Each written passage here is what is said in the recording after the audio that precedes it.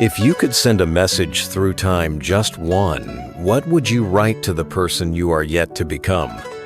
Not a time capsule, not a dream list, but a raw, unfiltered whisper to the only person who might truly understand it, your future self. I wrote that letter, and what echoed back wasn't peace. It was a truth I wasn't ready for. It began with a question I couldn't shake. One of those quiet questions that doesn't come like a storm, but like a shadow that stays with you. Asterisk, what if my future self is waiting for me to remember something important? Not gone, just quietly slipping away. Asterisk. The thought followed me everywhere. It lingered in the stillness of dawn, in the pause between unlocking my phone and scrolling. In the everyday autopilot of life where so much happens, and yet nothing truly lands. And so, one morning, I sat down. The world outside was still. No agenda, no audience. Just me, a blank sheet of paper, and a truth that felt ready to rise. I didn't write a resume. I didn't try to impress. I simply picked up the pen to speak to the version of me who might forget not the facts, but the essence. The joy that once felt effortless. The softness I used to protect. The reasons I began, before the world taught me to perform. I wanted to leave a trail, breadcrumbs, scattered gently through time that might one day lead me home. And that's where it all began.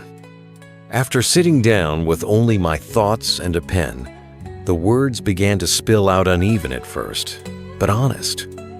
In the last part, I told you how this moment began. Now, I want to share what I actually wrote. I wrote to the future me with trembling Honestino filters. No edits, no performance. Just truth, raw and unfinished. I asked questions I didn't yet know how to answer. Are you still trying to prove your worth? Or have you finally remembered that you were always enough? Have you protected your softness like a sacred fire? Or did the world, in its rush and noise, convince you that tenderness was weakness? Did you say what needed to be said before time stole the chance? Have you become who you hoped to be? Or just who others needed you to become? Each word felt like a threading who I am to who I might become. I didn't write like someone crafting a legacy. I wrote like someone on an invisible deadline, as if this version of me might vanish before the truth was spoken. It felt like whispering into a long, silent hallway, not expecting an answer, but needing to leave a message anyway. And as I reached the end, I wrote a single lineone that stopped me cold, that made my hand tremble slightly as I set the pen down. Asterisk. If everything familiar has changed, let this remind you who you are without it all. Asterisk. That sentence didn't come from intellect. It came from somewhere deeper, maybe the part of me that still believes we are more than what we own, more than what we achieve, more than who we pretend to be. In the next part, I'll share what came back to me, not through words, but through a silence that answered louder than I expected. In the last part, I shared the letter I wrote, its trembling honesty, its fragile hope. But what came back wasn't a response in words. It was something more subtle, more profound. I never expected an answer. But silence, real silence, is never empty. If you sit with it long enough, it begins to echo, not loudly, but with a presence that feels ancient, as if something within you has always known the truth and has simply been waiting for your permission to speak it. And just as I sealed the envelope, folding my words into the paper like a prayer, a single sentence rose in my mind. Soft, clear, unmistakable. Asterisk. If no one ever reads this but you, would it still be worth writing? Asterisk. That sentence stunned me. Not because it was poetic, but because it was piercing. Because it touched the hidden place in me, where performance often hides behind purpose. You see, so much of life is done with invisible eyes, watching. We smile for approval. We heal for validation. We chase joy like it's something to be documented. Even our most personal stories sometimes, especially those are secretly rehearsed for an audience that may never come. But what if the real work doesn't need to be seen? What if your most sacred transformation isn't a show, but a whisper? What if healing the kind that actually holds begins when no one is clapping? That question stayed with me. Long after the ink dried, long after the envelope was sealed.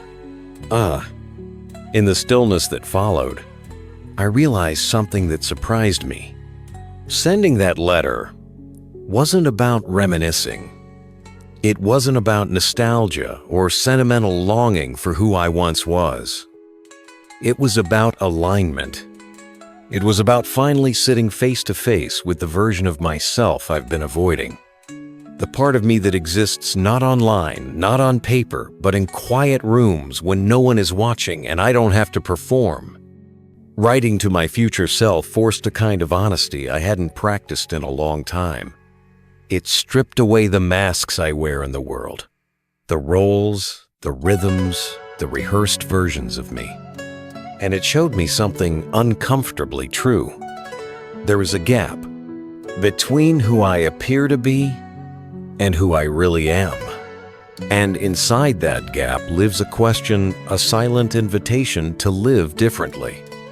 This letter asked me gently, but firmly, are you moving through life with meaning or just motion? Are you being honest with your inner self or just performing wellness? Are you living in a way your future self would thank you for or quietly grieve? Each question sat in my chest like a stone in still water. It didn't drown me. It grounded me. Writing that letter felt like folding a part of my soul into the paper. Every sentence, a breath of something real, not polished, not perfect, just presence. And when I dropped it into the mailbox alone, early in the morning, I didn't feel relief. I felt reverence. Not for the act, not even for the words, but for the part of me that had finally paused long enough to listen. In the next part, I'll share the final invitation, a quiet call not just to reflect, but to respond. So now you've heard the story, the question, the letter, the silence, and the realization. But what about you? If you could speak to yourself 30 years from now, not to impress, not to entertain, but to connect, what would you say? What would you hope they remember when everything else has changed? What would you fear they forgot? Would you ask for forgiveness? Would you remind them of who they were before the world told them who to become? This isn't about legacy. It's not about being remembered by others. It's about being remembered by yourself. This is about presence, about writing something that grounds you not in performance, but in truth. A breadcrumb trail left in your own handwriting for a future you who may feel lost one day. So write your letter, not for views, not for likes, not for perfection. Write it for the day when life feels unrecognizable. For the day when you need to be reminded of your essence, the quiet, beating truth underneath everything temporary. Because one day, you might wake up and forget who you used to be. And that letter might be the way back. So maybe this wasn't just a story about a letter. Maybe this was a reminder that your voice matters, even when no one else hears it. That your truth still holds weight, even when written for your eyes only. And that sometimes the most powerful message you'll ever receive is the one you write yourself. If this video gave you even a moment of stillness, don't rush past it. Let it sit with you. Let it shape something inside. Let it be the quiet nudge you didn't know you needed. Because you don't need a milestone to pause. You don't need a crisis to reflect. You just need this moment, this breath, and the courage to listen. If something in you stirred, don't let it fade. Write your own letter to your future self. One page, one breath, one truth. Share a single sentence in the comments or simply write it for yourself. Subscribe to Mindful Way Television *, where every story is a pause, every pause a reflection, and every reflection a return to what truly matters. If you're still here, thank you. Thank you for choosing presence over noise. And if this video found its way into your heart, maybe, just maybe, the next one will take you even deeper. Watch the next video in the Whispers from the Edge series. Another invitation to return inward,